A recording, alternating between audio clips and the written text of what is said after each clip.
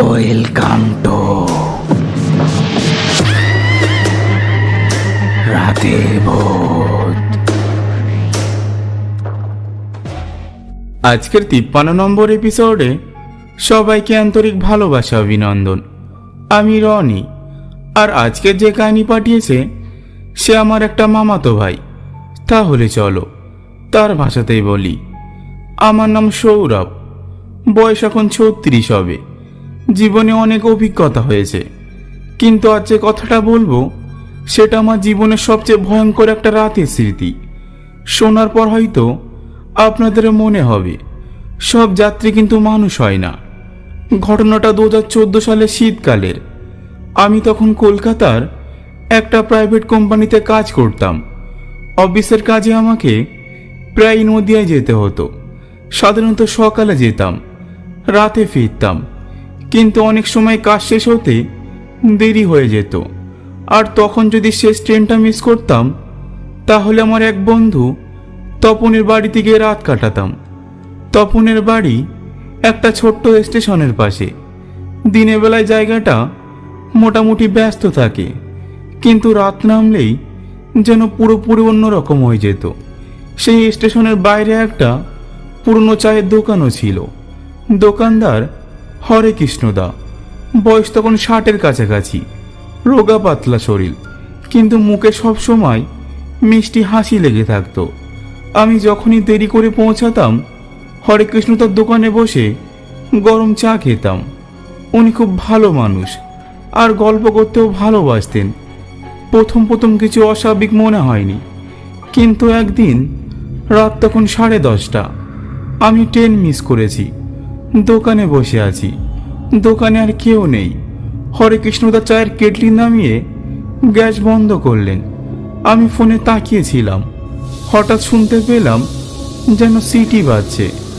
আমি তাকিয়ে বললাম, দাদা কেটলি তো নামালেন?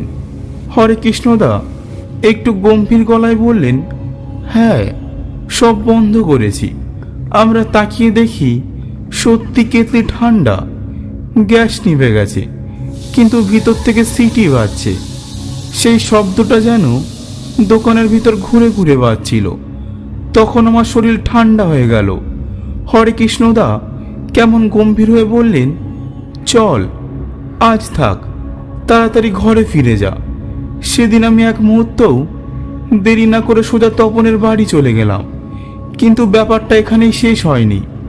কিছুদিন পরে আবার এমন একটি ঘটনা ঘটল। ট্রেন মিস করেছি, দোকানে বসেছি, হঠাৎ দেখি দুজন লোক এসে বসলো। তাদের মুখ ভালো করে দেখা যায় না, যেন আলো পড়লেও একটা কুয়াশা ঢেকে রাখছে। তারা নিঃশব্দে চা চাইল। কথা বলার সময় তাদের কণ্ঠস্বরটা ছিল একদম অস্বাভাবিক, কর্কশ। হরে কৃষ্ণদা কিছু না বলে চা বানিয়ে দিলেন। আমিও তাদের দিকে তাকিয়ে একদম অবাক হয়ে গেলাম। একজনের পা যেন মাটিতে ছোঁয়ায়নি, সে যেন হাওয়ায় ভেসে আছে। আমার পুরো শরীর শিউরে উঠতে লাগলো। তখনই বুঝলাম ওরা মানুষ না। আমি আর দাঁড়াতে পারলাম না, দৌড়ে বাইরে বেরিয়ে গেলাম। এরপরও শেষ হয়নি। আবার এক রাতে দোকানে এসে বসলাম। এবার দেখি 3 জন আগে থেকেই বসে আছে। মুখগুলো স্পষ্ট বোঝা যাচ্ছে না, কিন্তু তাদের নড়াচড়া এত অস্বাভাবিক যেন মানুষ নয়। আমি ভয় পেয়ে হরে কৃষ্ণদার দিকে তাকালাম। উনি ধীরে ধীরে বললেন, চুপ করে বস, কারোর দিকে তাকাস না। ঠিক তখনই দোকানের টিনের চাল কেঁপে উঠল। কোনো বাতাস নেই, অথচ টিন যেন প্রচণ্ড জোরে কাঁপছে। আবার সেই সিটি বাজানোর শব্দ। কেতলি ঠান্ডা, তবুও আওয়াজ হচ্ছে। এরপর দোকানে বসে ওই 3 জন উঠে দাঁড়ালো। আমি দেখলাম তাদের মুখ নেই, শুধু ফাঁকা অন্ধকার গর্তের মতো।